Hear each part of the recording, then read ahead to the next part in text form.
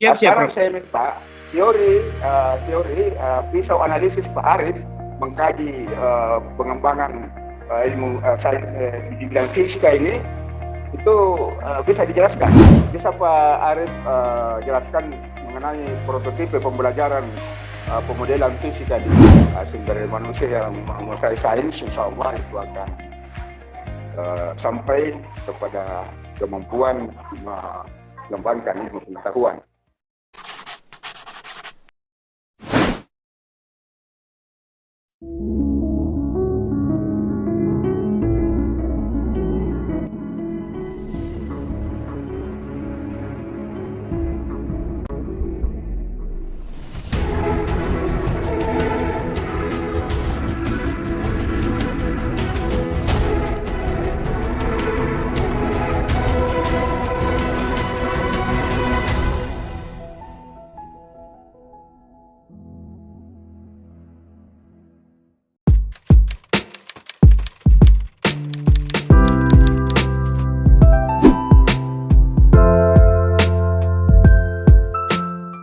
Sesi selanjutnya adalah sesi pertanyaan, sanggahan, dan klarifikasi dari tim penguji.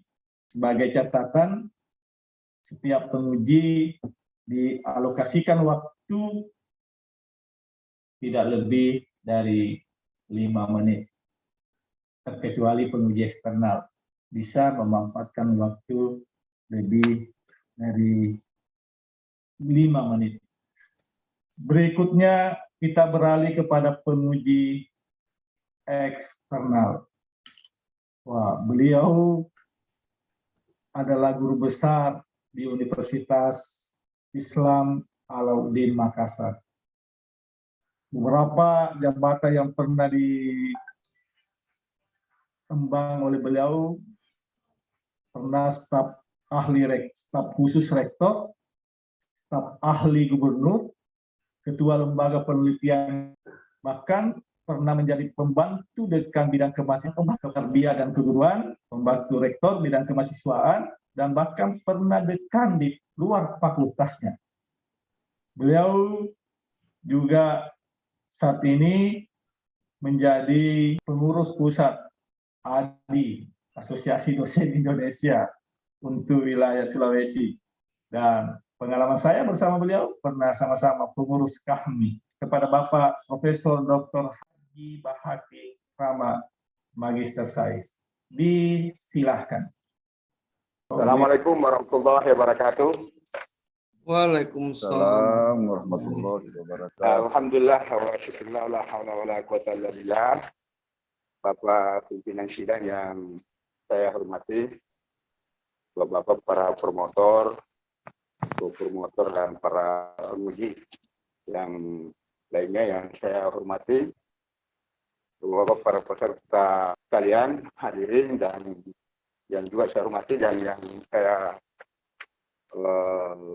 sampaikan ucapan selamat kepada Pak Udin atas prestasinya sudah sampai ke ujian promosi hari ini. Ini mengkaji soal fisika, sains ya. Pendidikan sains mampu menyiapkan sumber daya manusia yang andal ya di era globalisasi kapanpun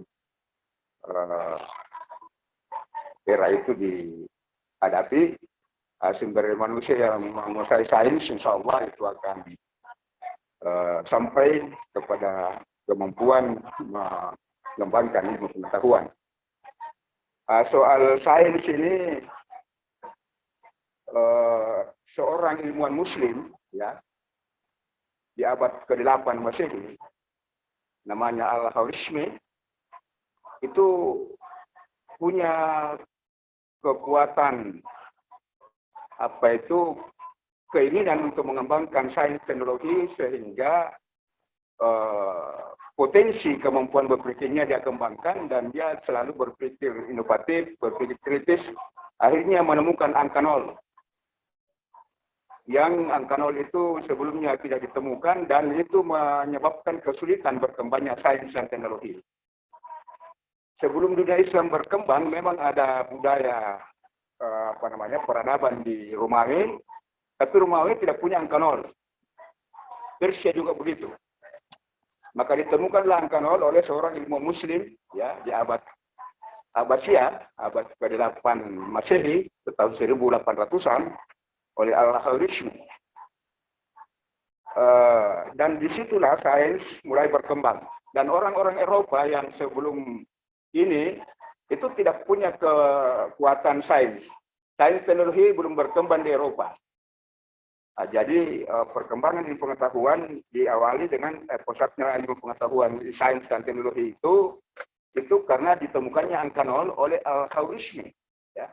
Yang sebelumnya tidak ditemukan angka nol. Dengan angka nol ini itu membuka kebuntuan pengembangan ilmu pengetahuan dan teknologi.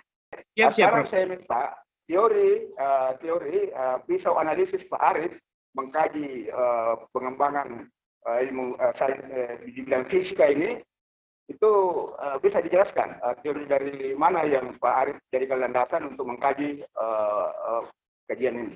Silakan.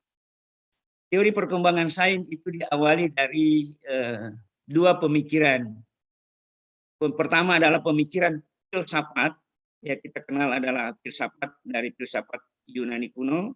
Kemudian dari sana lahirlah sains modern yang diawali dengan adanya penelitian ilmiah yang kemudian dimulai dengan perumusan masalah. Dan dalam perumusan masalah itu kemudian dilakukanlah eksperimen yang di sana di dalamnya dominan logika yang rasional dan kemudian ada deduksi. Dan sampai kepada ditemukan ada teori atom, kemudian ada yang paling ini adalah teori relativistik dari Albert Einstein. Dari teori Albert Einstein itulah yang menyebabkan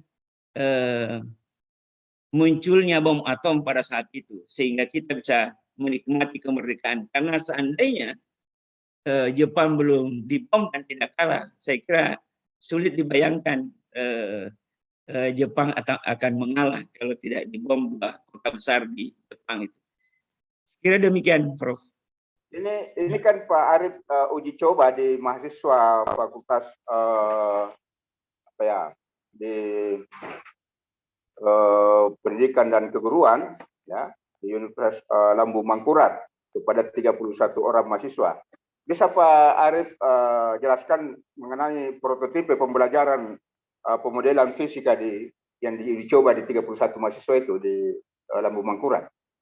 Terima kasih, Prof. Yang saya maksud prototipe dalam pembelajaran seperti yang saya sampaikan di dalam kesimpulan, pertama adalah menyampaikan atau menampilkan fenomena fisika dan identifikasi masalah. Yang kedua adalah pengajuan pengetahuan prasyarat.